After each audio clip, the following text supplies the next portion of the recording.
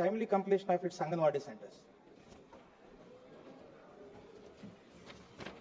अध्यक्ष महोदय, माननीय सदस्य का जो प्रश्न है, तो ये माननीय प्रधानमंत्री जी के दूरदर्शी नेतृत्व में आंगनवाड़ी केंद्र जो मिशन पोषण 2.0 है, इसमें सरकार सुपोषित, स्वस्थ और विकसित भारत के स्वप्न को साकार करने के लिए कटिबद्ध है।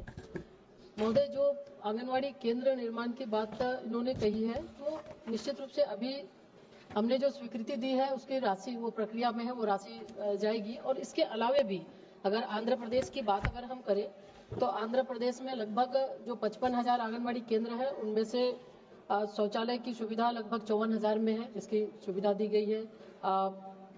पेयजल की सुविधा 54,000 में है, शौचालय 47,000 में है, बिजली की सुविधा 51,000 आंगनवाड़ी केंद्रों में है, किचन 47,000 में है।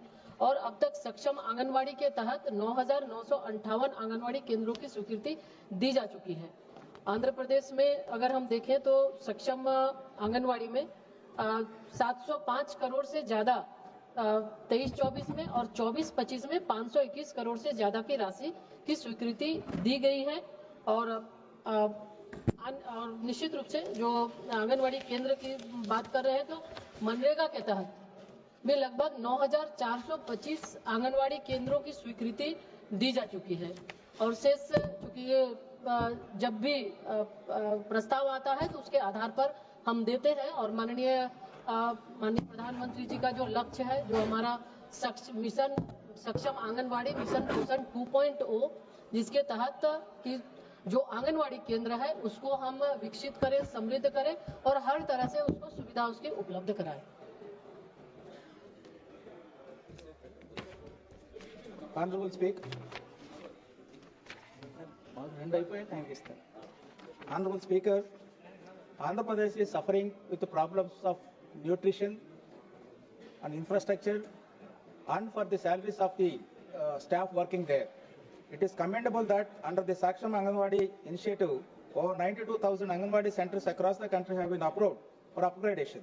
However, it is observed that while the national average for upgradation stands at around 6.5% of Anganwadi centers per state, Andhra Pradesh lags behind with only 5% of the centers selected for upgradation, which is below the national benchmark. Therefore, I would like to ask the Honorable Minister, will the government consider selecting a higher number of Anganwadi centers from Andhra Pradesh for upgradation under this initiative? Thank you. अध्यक्ष महोदय, मैंने जैसे पहले ही कहा कि जो राज्य सरकार से जो प्रस्ताव आते हैं उस प्रस्ताव की स्वीकृति हम देते हैं। और ये डिमांड ड्रिवन है, जैसे जैसे सक्षम आंगनवाड़ी के माध्यम सक्षम आंगनवाड़ी में भी जो प्रस्ताव आया उसकी स्वीकृति हमने दिया है। और इसके अलावा भी मनरेगा के तहत जो कन्वर्जन स्कीम है उसमें भी अभी हमने 1800 के लगभग उसकी स्वीकृति हमने दे दी है। तो आने वाले समय में फिर जो प्रस्ताव आएगा निश्चित रूप से उसमें हम विचार करेंगे। प्रश्नकाल समाप्त। माननीय सदस्यगण, मुझे निम्नलिखित माननीय सदस्यों द्वारा कुछ विषयों पर